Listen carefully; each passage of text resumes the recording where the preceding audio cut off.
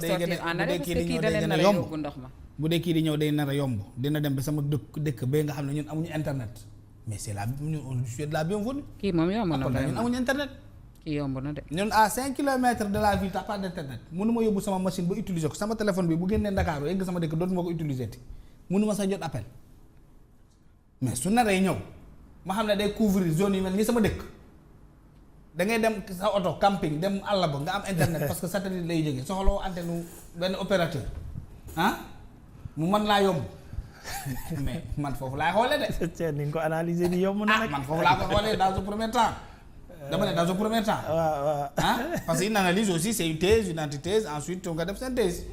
dama ne si ces gens là qui viennent man na permettre man sama waa dëkk ñu am internet te duñ dépendre ci ñi fi nekk wax nañ ba sonn dama dem Kolda dem ci seen opérateur yi ne leen jël leen seen oto yi ngeen dugg sama dëkk mii ngeen di say nii à 5 kilomètres de la ville amuñu internet seen couverture baaxul je ne peux pas utiliser ma machine je ne peux pas utiliser mon téléphone portable maintenant si un système satellitaire peut permettre que man sama waa commune ñu am internet mais c'est tant mieux maintenant quelles sont les modalités pourquoi boobu qu'est-ce qu'on ne pouvait pas faire avec ñi fi nekk est-ce que réellement on a besoin d'aller exporter un autre alors que nous avons ici suffisamment d'opérateurs que l'État peut organiser imposer leen ñu yaatal mbir mi parce que Sénégal c'est un petit pays Sénégal dafa yaatu Sénégal c'est 5 fois le Mali tu prends notre pays tu l'insères dans le Mali tu l'as 5 ou 6 fois en termes de géographie de superficie kon nga am fi opérateur yu toll nii yaa ngi fi am benn partenaire nga war leen viabiliser travailler ak ñoom pour que ñu gën a opérationnel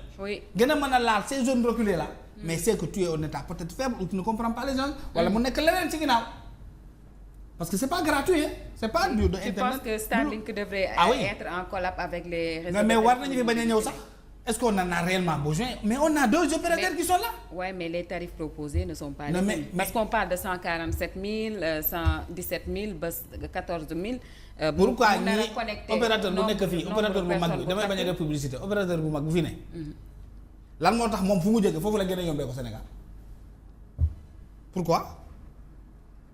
pourquoi unité d'appel France la gën a yombee ko Sénégal pourquoi internet presque c'est gratuit en France français yi pourtant ñooñu ëpp moyen ñun ñoo nangu lii état du Sénégal lii c'est du vent on vend du vent mënoo jaay ngelaw muy cher ci àddina mënul nekk internet ngelaw la moom moo walla c'est du vent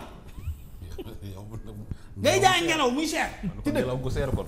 ah ngelaw gu seer. ah mais oui internet moo gën a cher Sénégal la gën a cher ko France les gens nous suivent appel téléphonique les unités d'appel waa France li ñuy woote ci 1000 francs ci 2 semaines 3 semaines yow quelques heures la mu jeex takk.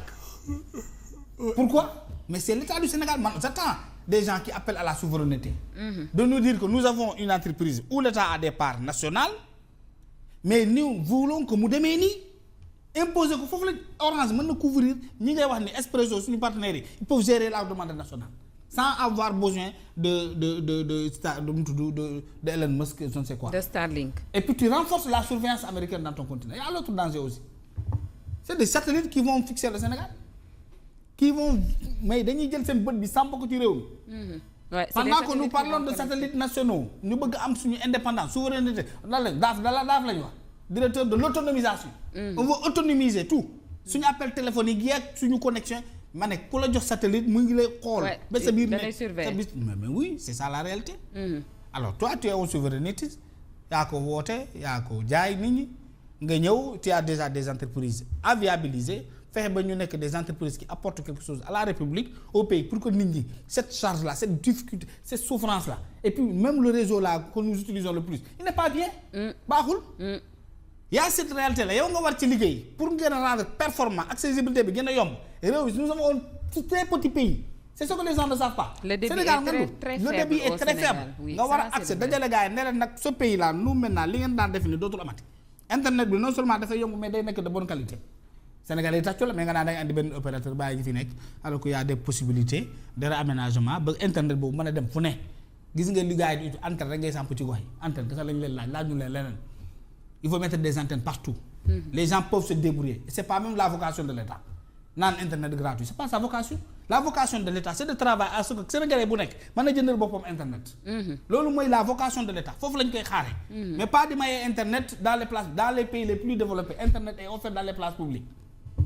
lu mel ni ay places publiques quoi pour mu gën a yomb foofu la ñuy may internet mais le reste c'est le citoyen qui se débrouille parce qu'il travaille parce qu'il a des revenus mën na jëndal boppam internet l'État sa garantie c'est de permettre que internet boobu mu nekk de bonne qualité.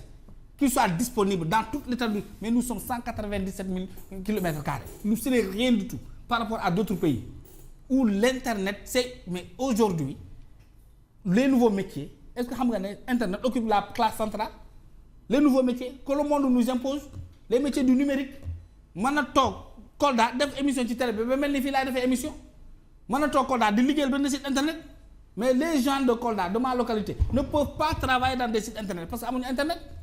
Maintenant c'est là où on attendait Bassirou Diomaye Faye quand vous voulez maintenant améliorer un pays il faut oser maintenant des actes yoo xam ne tu les poses au niveau national avec des nationaux avec des entreprises où il y a déjà des parts mais li ñu ànd nii état amu ci benn part état rek moo leen di jox. moom mais bu fekkente ne mën naa dimbali wala soulager étudiants yi comme on a dit parce que ñoom lañ ciy gën a connecté ak ñeneen ñi nga xamante ni xëy na ñoo gën a vulnérable gën a soxla connexion c'est quand même pas mal non.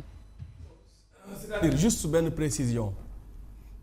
ci li nga xamante ni moom mooy actionnariat c'est très important Sénégalais yi xam ko muy Orange li nga xamante ni 42% il détient les 42% moom Orange si jëmi boppam État du Sénégal 27%. employé Sonatel yi am ci 8% et part flottante yi nekk 23%. sur le Starlink. oui Starlink voilà. il y a des Sénégal en résumé Sénégal moo ëppale France ci Sonatel en résumé. beneen bi mooy.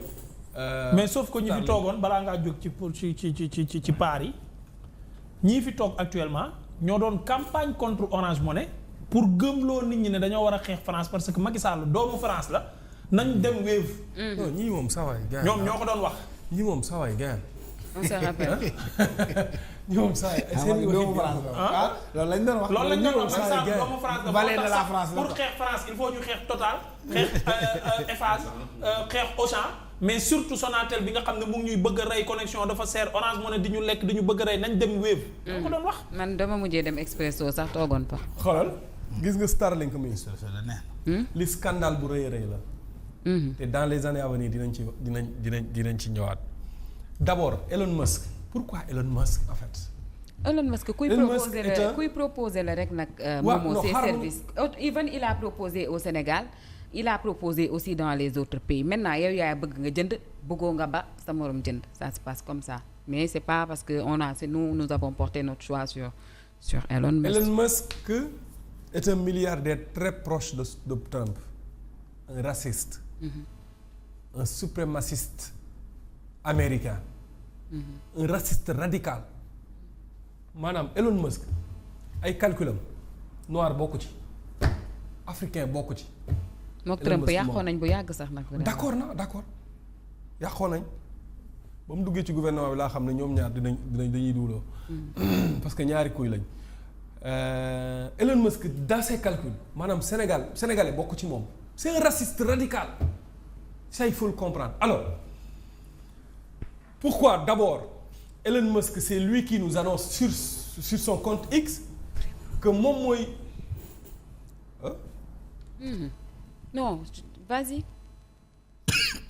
fi nga nekk fu baax. pourquoi en fait Elon Musk ay jinne yu may waxal. non ça me déconcentre en fait. ouais je suis désolée vas-y. pourquoi en fait c'est Elon Musk qui nous annonce sur son compte X que moom il va venir au Sénégal pourquoi suñu autorités yi